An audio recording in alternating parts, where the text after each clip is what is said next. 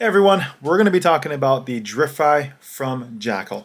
Without further ado, let's get into it.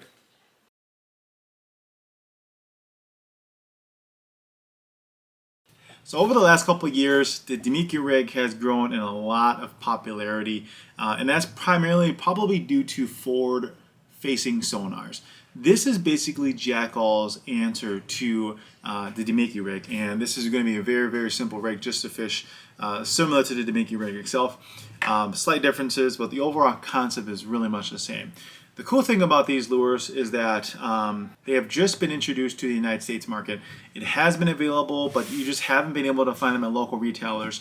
They are slowly trickling into the U.S. market right now. Some places might have them, some places might not yet. I know Tackle Warehouse is back ordered, but you can definitely find these at a lot of the local shops now, which is really awesome because beforehand, all you had to do is really, all you really could do is find them and order them from JDM website. So really happy that they brought the Jackall Driftfry to the United States market. For anybody who is new to the Demiki rig itself, essentially it's a style of fishing that is mimicking a bait fish and probably going to be fishing suspended fish. And mostly going to be in cold water temperatures, but this is something that can be used all year round.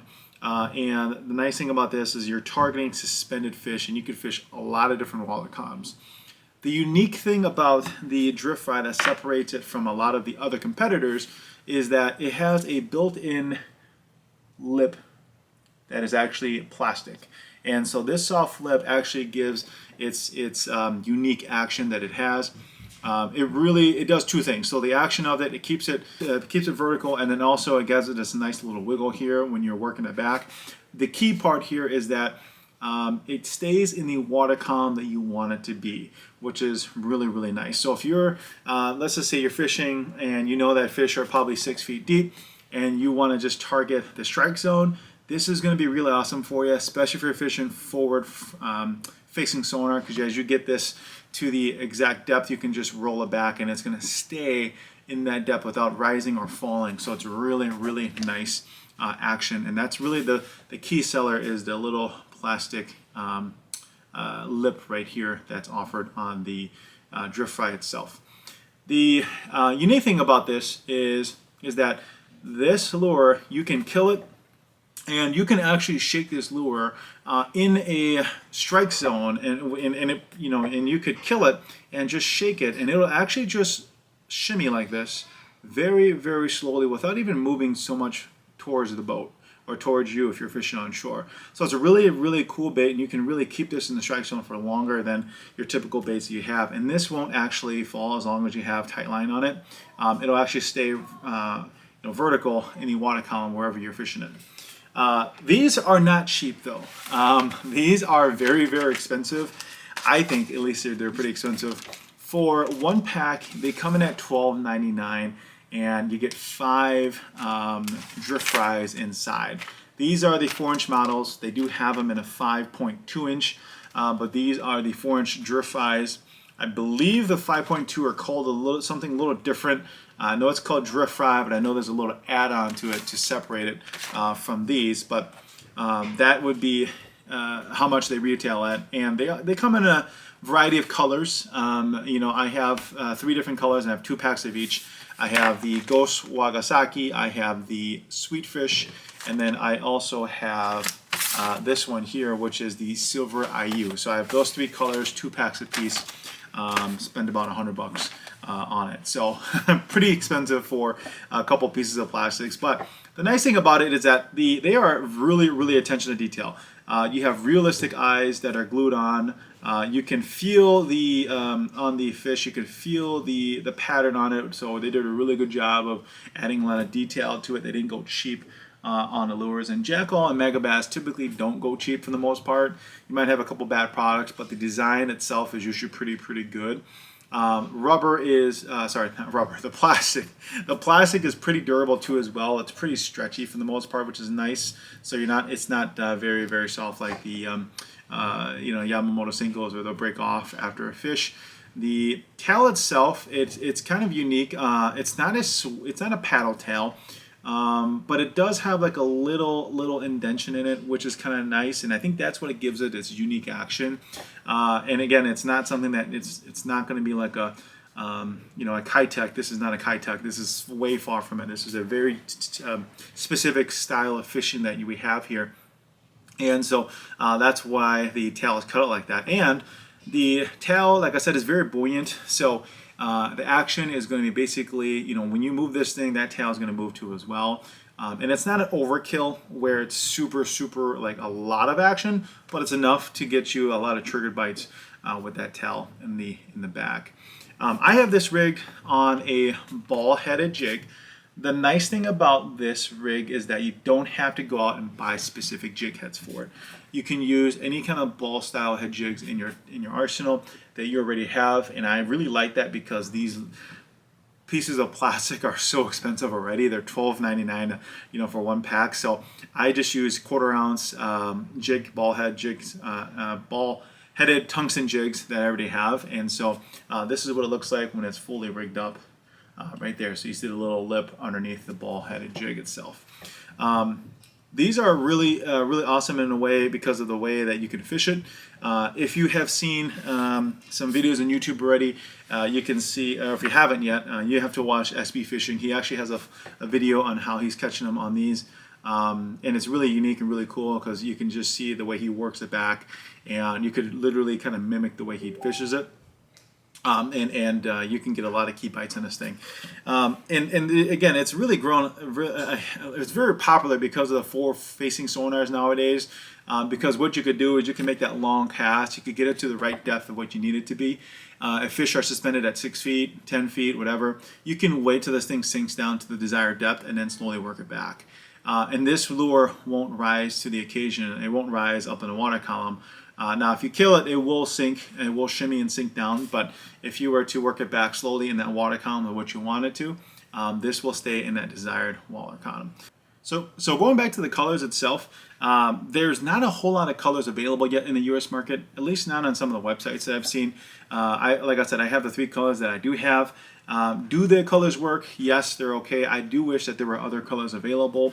I feel like some of the colors are the same. You just have a flashy version and you have a more of a natural unflashy version. So you typically would see more colorways in different baits. This basically has 3 colors, and like I said, one is basically a flashy version, a colorful version, and one is more of like a duller version or non-flashy version. So I realistically think there's really technically only like 3 colorways. Someone could really argue differently, but like there's a Ghost Wagasaki and a Flash Wagasaki. That's essentially the same colorway, just one with flash and one without flash. Same thing with the other one. There's a Silver IU, there's a Sweet Fish, and there's another one in there too as well. They're very similar in colors. So I do wish that there was a little bit more options available, but you know, these colors are the ones that I would typically use anyways. But you know, because I fish in Wisconsin, and so, but I'm sure that other people probably would say the same, that they had other colors available to the United States market. Now I know they have other colors available in the Japanese market. I just wish they would bring a little bit more over to the American market itself in terms of colors. What I am throwing it on, because I have been throwing this on for the last couple weeks.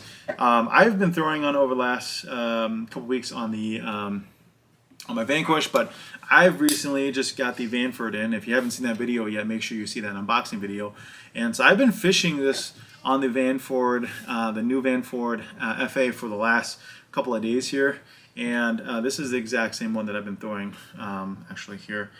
And the reason why I like it is because it has a very strong backbone, but it has a really nice soft tip. Let me see if I can show you real quick. So it's got a really nice tip, so I can actually get a really long cast with just, you know, using a 611, and I can really work this back with this, and it's not overkill. You know, the nice thing about this, it's got a really soft tip to it, but it's not overkill, because if I were to use a medium, like a true medium, I feel like, or maybe like a medium heavy, you know, definitely medium heavy is overkill. But you know, if I use like a typical medium with not as a soft tip, I feel like I might be overworking the lure here. And if you overwork it, then you're just going to be swimming this thing back, and that's not the point of using it. So again, your point is to really keep this in a strike zone for as long as you can. My overall impressions on this drift fry, I like it for what it is. I think it's a little expensive, you know, but I am invested in it. I have 6 packs of drift fry, so you know, we'll see how long these things actually last, or you know, and if I actually do like utilizing this. I don't have forward-facing sonar. I used to when I had my Z9. I don't have forward-facing sonar anymore, so I can't utilize it for that. But I am able to actually fish this on shore over the last couple of days, and you know, you can really work it the same way how you would on a boat, just that you don't have forward-facing sonar. And what I really like about it when I'm fishing on shore is that I could kill it out there, wherever I think the fish are, whether if it's deeper, whether if it's on, you know, more towards the top of the water column, and I could really just slowly work it back, and I can get key bites on it on schooling fish, or you know, if fish are just a little you know, suspended that day. I could definitely do that with this. So this is a really cool bait, and I can kill it, and I can actually work it back really slow if I know exactly where the fish are, and I can keep it in that strike zone for as long as I possibly can. So overall, I mean, I really like it for what it is. I just think it's a little expensive for what it is, but the Demiki rig has always been, since it's come out, it's always been proven it's been really successful, and I think that's been growing over the last couple of years, again due to forward-facing sonar. You've seen a lot of guys winning tournaments with this unique style of fishing, one recently last year, and that's why this is so popular now and why they brought it to the United States market, because they caught it on this particular lure in the I think is an Elite Series. But you know, again, and that's really something funny and unique because of the whole controversy for forward-facing sonars. A lot of anglers don't like it. A lot of anglers like it. I feel like people are kind of, you know, all over the spectrum when it comes to forward-facing sonar. But you know, this is something I think that's going to be here to stay. You know, the Elite Series and also MLF, they've just come out with articles saying that they won't ban forward-facing sonar, but you will be limited to the amount of forward-facing sonar that you have. So definitely a bait that you can use for tournaments. I don't know if you know, local tournaments are banning forward-facing sonar. I have no idea. Not for me to judge, but for anybody that can use it, I definitely think it's going to be really awesome for you, especially if you're fishing schooling fish or suspended fish. Definitely try to make a rig, and especially if you have the forward-facing sonar. But yeah, let me know what you guys think. If you guys have caught any fish with these yet, let me know. Let me know your thoughts. Let me know what you think about them. I really think that they're very well built. They're not cheap plastic at all. I keep saying rubber. They're not cheap plastic at all. They're built very nice. Attention to detail is really there. The gills pop. You know, there's a nice texture throughout the whole lure itself, and they have real eyes. They're not painted on. They have real legitimate eyes. And the bill itself that's integrated is pretty durable too. So really like it for what it is. Like I said, it could be a little cheaper, sure, but if it was cheaper, everyone would have it, right? So, but thank you guys so much for watching this video. Hope you guys liked, you know, the close-up shots of the drift fry itself, and leave a comment below what you guys think about the drift fry, and make sure you guys hit that like, subscribe button. We'll see you guys on the next video.